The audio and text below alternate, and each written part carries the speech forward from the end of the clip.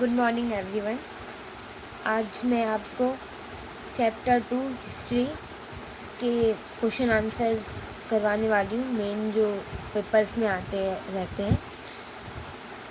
और इसका मैंने चैप्टर 2 का नोट्स जो बनाए थे उसकी वीडियो मैंने अपलोड कर दी है। चैप्टर 1 की भी अपलोड कर दी है और 2 नंबर वाले और 6 नंबर वाले फर्स्ट चैप्टर के क्वेश्चन आंसर्स जो एग्ज़ाम में ज़्यादातर आते रहते हैं वही क्वेश्चन मैंने अपलोड किए हैं।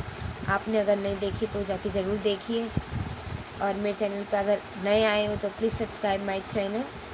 Thank you. और शुरू करते हैं वीडियो को। अभिलेख किसे कहते हैं? ये क्वेश्चन बहुत इम्पोर्टेंट भी माना जाता है एग्ज़ाम के पॉइंट ऑफ व्यू से।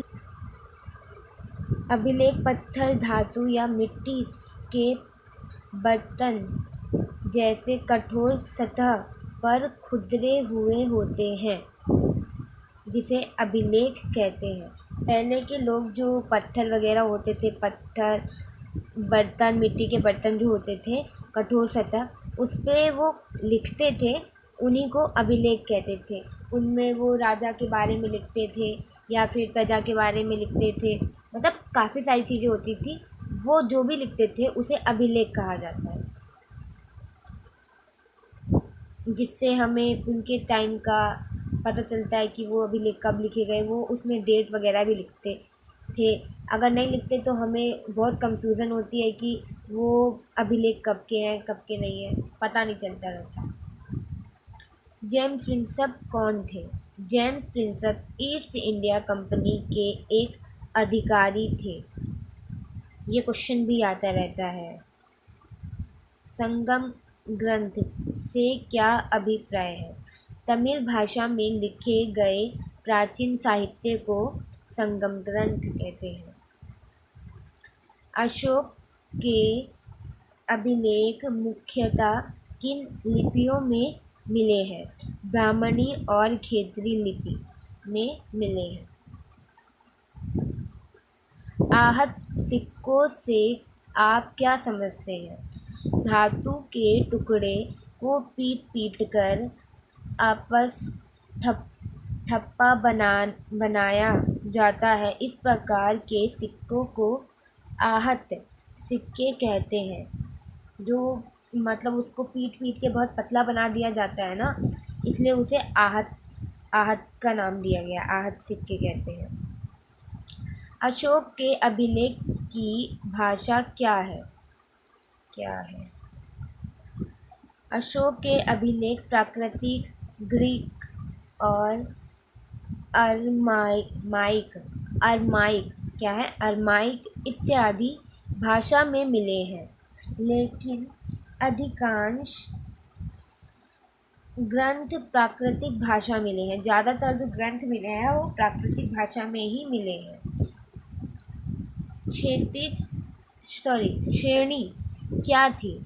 श्रेणी व्यापारियों और उत्पादकों का समूह थे।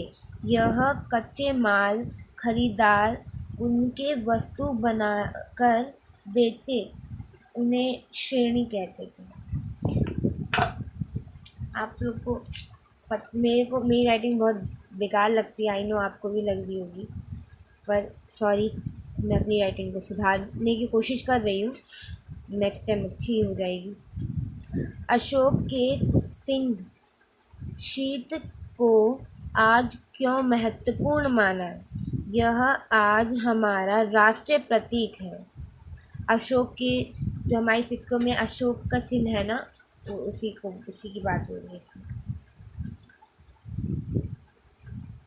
आग्रह का क्या अर्थ है? आग्रह का क्या अर्थ है? ब्राह्मण को दान में दी जाने वाली भूमि अग्रहार कहलाती थी।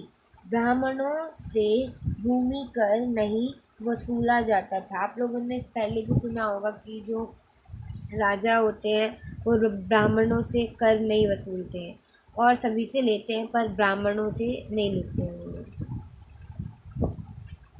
कनिष्क डैश वंश के सबसे शक्तिशाली राजा थे।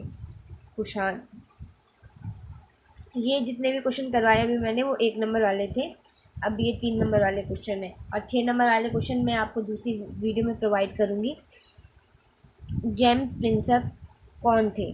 भारतीय इतिहास लेखक में उनकी क्या देन है? उन्होंने भारतीय इतिहास को क्या दिया है, क्या देन है उनकी? James Prinsep east India company के का एक अधिकारी था। ये हम अभी 1 नंबर वाले क्वेश्चन में भी हमने पढ़ा था। ये मिलते जुलते ही क्वेश्चन है सारे के सारे। जेम्स प्रिंसेप द्वारा ब्राह्मणी और खेतरी लिपि का अर्थ निकाला गया, जिसने अशोक के अभिलेख और सिक्के के बारे में पता लगा, जिससे हमें पता लगा था अशोक के सिक्कों और अभिलेखों के बारे में। 6ठी शताब्दी से 4ठी शताब्दी ईसा पूर्व के बीच मगध सबसे शक्तिशाली महाजनपद पद बन गए। कैसे बने थे वो?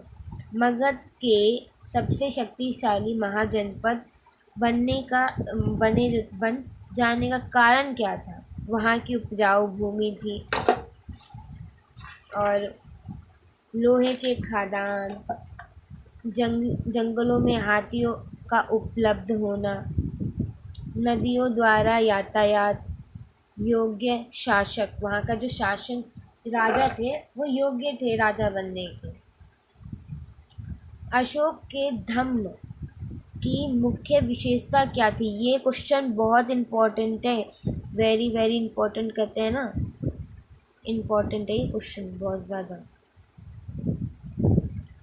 बड़ों का सम्मान करना, अहिंसा का पालन करना, हिंसा ना करना। अशोक ऐसा मानने लगे थे कि वो हिंसा नहीं करना चाहिए। दासों और सेवकों के प्रति दयावान रहना। हमें जो हमारे उनके जो दास थे वो ऐसा कहते थे कि हमारे जो दास है ना उनके प्रति हमें दयावान रहना चाहिए, अहिंसा का पालन करना चाहिए और बड़ों का हमें सम्मान करना चाहिए।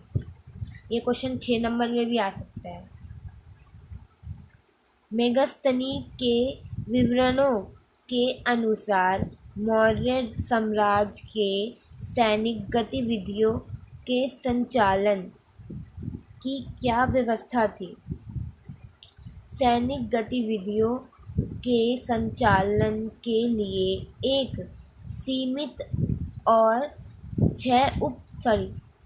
एक समिति थी और 6 उप समितियाँ थीं। इन सभी समितियों के कार्य विभाजित थे, अलग अलग थे।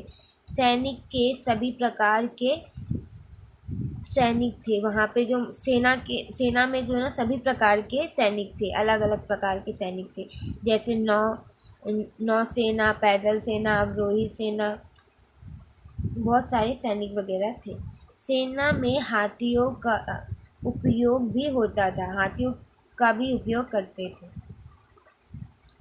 मौर्य साम्राज्य की जानकारी के प्रमुख स्रोत को विस्तार से बताइए। अशोक के सिक्के और अभिलेख। मौर्य साम्राज्य की जानकारी प्रस्तुत करनी है, प्रमुख स्रोत बताने हैं। तो अशोक के सिक्के और अभिलेख प्रमुख थे। चाणक्य का अर्थशास्त्र, मेगस्थनी की दंडिका,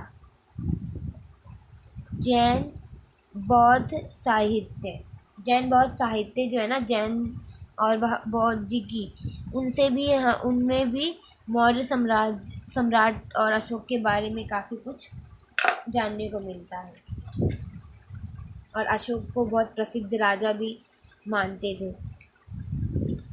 भारत के राजनीतिक और आर्थिक इतिहास को समझने के लिए अभिलेखी साक्ष्य की सीमा पर परख कीजिए। जो उनकी जो सीमा थी, मतलब अभिलेख जो थे, मान लो वो मिलते तो थे पर कुछ अभिलेख टूट जाते थे और टूटने के कारण उनके अक्षर लुप्त हो जाते थे, मिल नहीं पाते थे, कुछ इधर उधर हो जाते थे, कुछ क्या कहते हैं अभिलेख जो थे वही नहीं मिल पाते थे।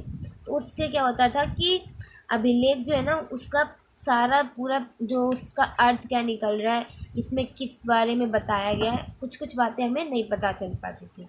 अभिलेख पूरे ना मिल पाना, ये भी होता था। और अभिलेख पूरे ना मिलना, अभिलेख का टूट जाना, अक्षरों का हल्का होना। अक्षर अगर काफ़ी टाइम से पत्थरों पे लिखा होता था और वो मतलब काफ़ी टाइम इधर उधर घिसने की वजह से उसके जो शब्द होते हैं वो हल्के पड़ जाते हैं। तो वो हल्के हल्के शब्द होने के कारण शब्द ना मतलब पढ़ ना पाना, अभिलेख को पढ़ ना पाना, ये भी मतलब कुछ अभिलेख जो थे उसे पढ़ नहीं पाते थे, पढ़ा ना जा पाना, वो भी एक सीमा होती है अभिलेख ना पढ़ने की। प्राचीन भारतीय महाजनपदों की 3 प्रमुख विशेषताओं पर प्रकाश डालना है। अधिकांश महाजनपद पर राजा का शासन होता था। जो मतलब महाजनपद थे ना, अधिक मतलब ज़्यादातर राजा शासन करते थे। प्रत्येक महाजनपद की अपनी एक राजधानी होती थी। राजधानी को प्रत्येक किले से घेरा जाता था। जो राजधानी थी उसे किलों से घेर दिया जाता था। अभिलेख से हम क्या जानकारी मिलती है, जो अभिलेख है उनसे हमें क्या मिलता है, क्या जानकारी प्राप्त होती है, किन्हीं 3 के बारे में बताना है। अभिलेख से उन लोगों की उपलब्धियां, क्रियाकलाप या विचार लिखे जाते हैं जो उन्हें बनवाते हैं। मतलब मान लो कि आप में से अभिलेख मतलब ये बनवा रहे हो, तो आप ही के बारे में मैं उस अभिलेख में लिखूंगी। तो अभिलेख में जो हम लिखते हैं, जो हमसे बनवाता है और वही लिखते हैं। और उस टाइम पे तो ज़्यादातर राजा ही बनवाते थे, तो राजा के बारे में अच्छी अच्छी बातें लिखा जाता था। इनमें राजाओं के क्रियाकलाप तथा महिलाओं और पुरुषों द्वारा धार्मिक संस्थाओं को दिए गए दान का ब्यौरा लिखा जाता था। जो राजा महाराजा वगैरह थे वो कहाँ कहाँ पे दान देते थे, वो सब लिखा जाता था, उसके बारे में अभिलेखों में लिखा जाता था। अभिलेख में हम निम्न की तारीख का पता लग मतलब अलग अलग तारीखों का पता लगता था। उनमें निर्माण तारीख खुद ही होती थी। जो तारीख जब वो देते थे, वो तारीख मिलती थी, उसमें तारीख लिखा जाता था खुरच के। वर्णित काल में प्रचलित दैव्य राजा प्रथा क्या थी, ये क्या लिखा है, प्रथा क्या। कुछ राजा स्वयं को दैवतुल्य दिखाने का प्रयास करते थे। ये मैंने नोट्स बनाए हैं ना, तो उसमें मैंने ये सारे पॉइंट्स बताए हैं। अगर आप मेरे नोट्स देखोगे तो आपको पता चलेगा, ये सारी जो क्वेश्चन जो बने हैं ना उसी में से बने। कुषाण शासक ने मंदिरों में अपनी विशाल मूर्ति लगवाई थी।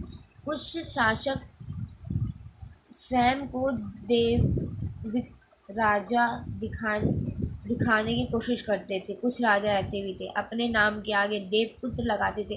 और इन्होंने ये पता है चीन के राजा को देख के किया था, क्योंकि चीन के राजा जो थे ना, वो अपने आप को स्वर्गपुत्र मतलब अपने नाम के आगे स्वर्गपुत्र जोड़ते थे। और उन्हीं को देख के इन लोगों ने, कुषाण के राजा जो थे, उन्होंने अपने नाम के आगे देवपुत्र की उपाधि लगाई थी।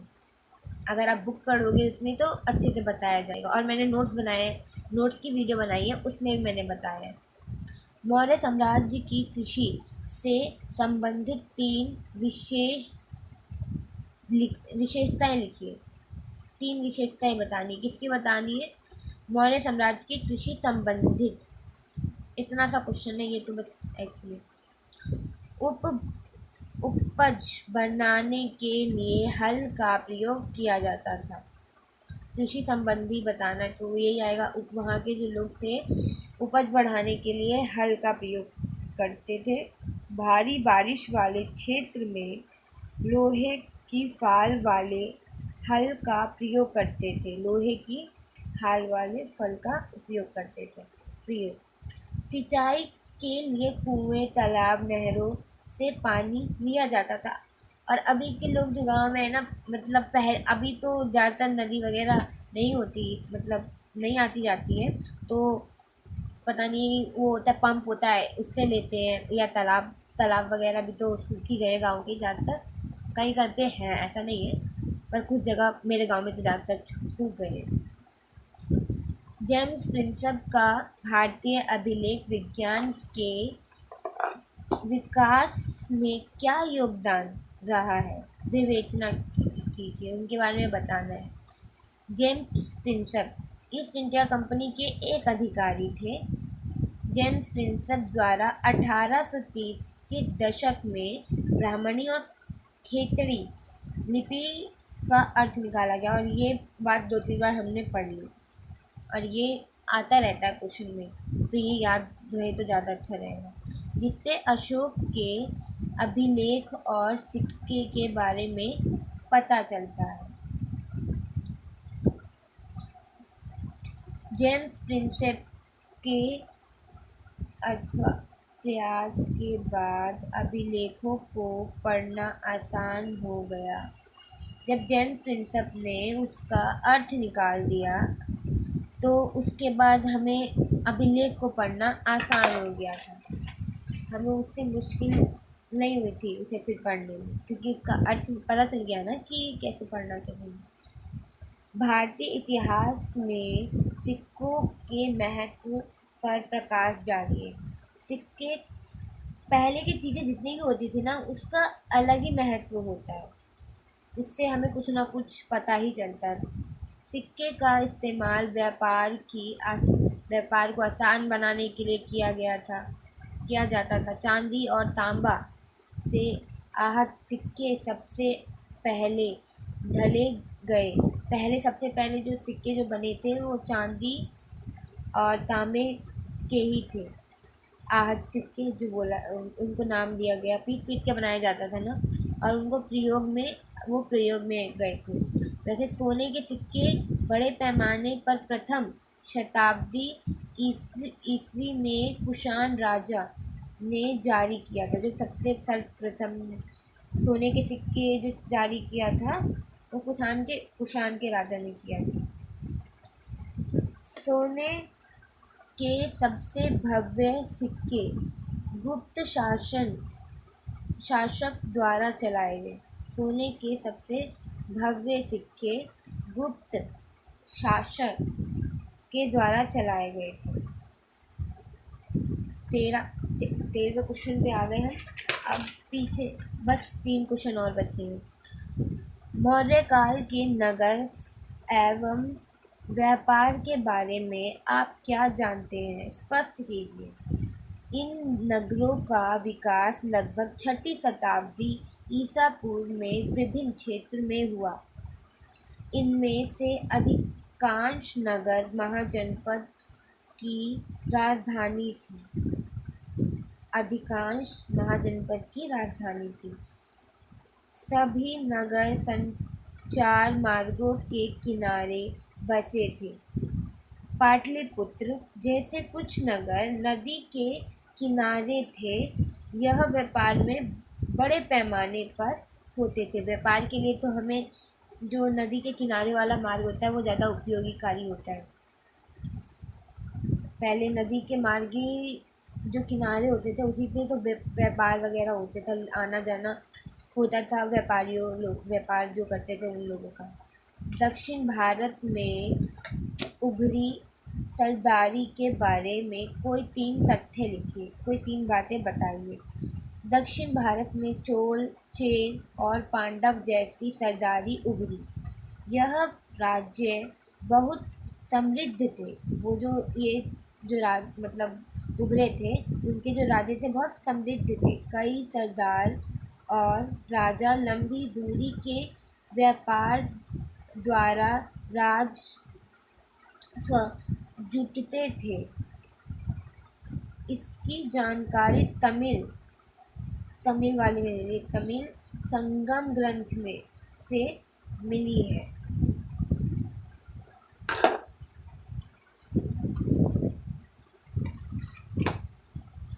बस एक लास्ट क्वेश्चन है, अब इसके बाद 3 नंबर वाले ख़त्म, 8 नंबर वाले क्वेश्चन मैं आपको अगली वीडियो में प्रोवाइड कर दूँगी। आपके अनुसार प्राचीन भारतीय इतिहास में मौर्य साम्राज्य किस प्रकार महत्वपूर्ण थे? प्राचीन भारतीय इतिहास में मौर्य साम्राज्य सबसे महत्वपूर्ण था। मौर्य साम्राज्य जो था वो सबसे महत्वपूर्ण माना गया है। मौर्य साम्राज्य लगभग 150 वर्ष तक चला, बहुत अधिक वर्ष तक चला था। लेकिन चंद्रगुप्त मौर्य ने एक अखंड भारत बनाने का प्रयास किया। अखंड जो चंद्रगुप्त मौर्य थे ना, वो एक अखंड भारत बनाना चाहते थे और बनाने का पूरा प्रयास किया था उन्होंने। अशोक एक शक्तिशाली शासक थे। इनके अभिलेख से प्राचीन भारत की लगी जानकारी मिली है। इनकी लगी मतलब इनके बारे में भी हमें जानकारी मिली है, इनके द्वारा मिली है, इनके जो अभिलेख थे उनसे मिली है। तो आज की वीडियो अभी कंप्लीट होती है और 8 मार्क्स वाले जो ये क्वेश्चन आंसर है वो मैं आपको अगली वीडियो में प्रोवाइड कर दूँगी। ये भी 5 ही क्वेश्चन है। तो thank you so much watching my video. आप मेरी चैनल पे नए आए हो तो subscribe my channel and like, share and comment. Thank you so much.